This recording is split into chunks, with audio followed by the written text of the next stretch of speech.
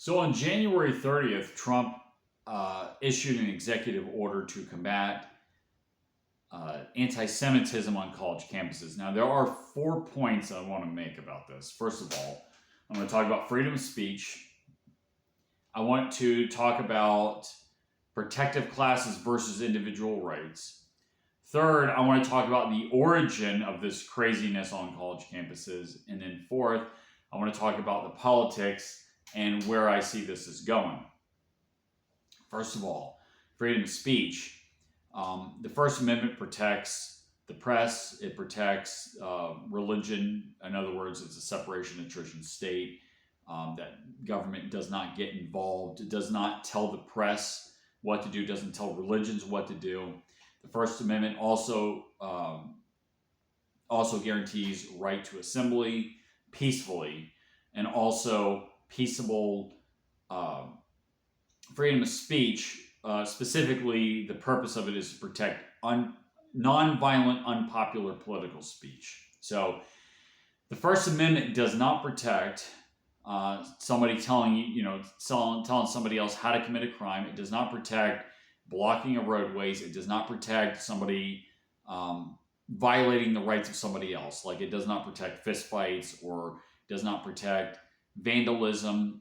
It does not protect somebody making threats against somebody else, which we see a lot on the far left. So a lot of what you've seen amongst the far left, in this case, college campuses with the demonstrations against Israel, some of these things actually do break the law. They do violate some people's rights. When you see fistfights breaking out, when you see threats being made, things like that. It does violate some people's rights, and there's already laws on the books that just need to be enforced with regard to that, which now leads me to my second point. On the far left, especially, you see this, but you see this on the right too, is on the far left, they want to protect people because they belong to a group. You have black rights, women's rights, trans rights, etc. And obviously this is wrong. That is not the way this country was founded. This country was founded on the principle of individual rights, that you are sovereign as a person. But on the right, you see this a bit where they are protecting Jews for the sake that they're Jewish, which again is on principle making the same mistake that the left is making when the left says that you have to protect trans rights. If you read the Bill of Rights in our Constitution, if you read the first 8 amendments of our Constitution, it protects individual rights from the government and from mobs. Okay, it's this country, like I said, was founded on individual rights, and yet you're not free because you belong to a certain tribe or a certain group affiliation. So let's get that out of the way. Third is, let's talk about the origin of anti-Semitism on college campuses. So on college campuses, on these universities, especially Ivy League universities, they push a philosophy of nihilism, which has just invaded the entire curriculum. Less so for the STEM areas like your science, technology, mathematics, but in the softer degrees like your humanities, your philosophy especially, your psychology, all those are very much infected with this nihilistic ideology.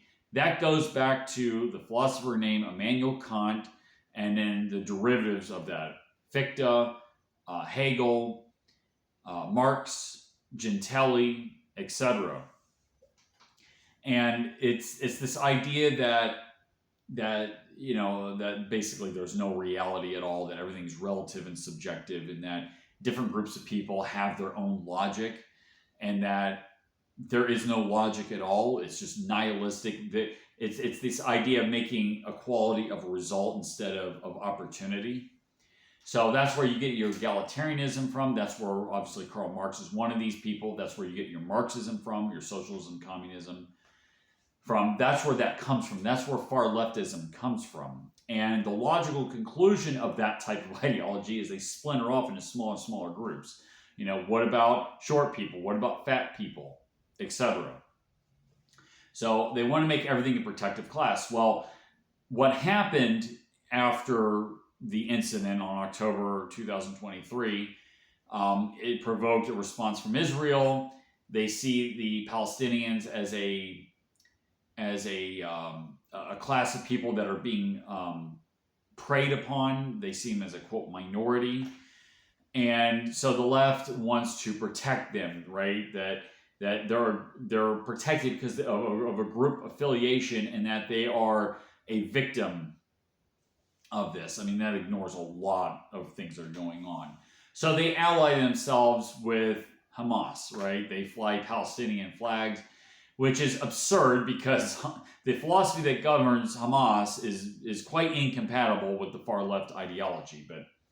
But nonetheless, you get this level of craziness because this type of philosophy, this ideology, this far left ideology, has been in the works for decades. It's been in the works, especially since the 1960s. In fact, you could trace it way before that. But a lot of these kids on these college campuses that are particularly vocal and are crazy are the kids that are raised by parents that also went through the university system that were also indoctrinated. So you're more than one. You're one or maybe even two generations into this, and so they're indoctrinated. Their philosophy, that ideology, is just getting progressively towards its logical conclusion. So that leaves me with one more point I want to talk about, and that is Trump and this political strategy. What I see Trump doing, in part, is that he's pandering, I think, to the Jewish community. And the way he's doing it is he's doing it by executive order. What is really necessary is the enforcement of laws that are already on the books. Okay, it is not necessary to do this kind of pandering by using executive force, right? So if they use the laws that are already on the books, they say, hey, let's enforce these laws, and that's fine. Okay, that's fine. That is actually that's within his power to do. But to overreach like this, beyond what our Constitution is intending to do, I think is wrong, and it's actually very dangerous. So with regard to executive orders, I understand that we are dealing with an emergency because we have entrenched bad people in our system. With that being said, let's not be Caesar crossing the Rubicon as well. So, we need to put this in perspective, enforce the laws that are already on the books. Let's not pander to anybody, and let's recognize individual rights, and let's recognize logic and reasoning as opposed to nihilism. So anyway, I'll post a link in the description below of the White House URL with regards to this.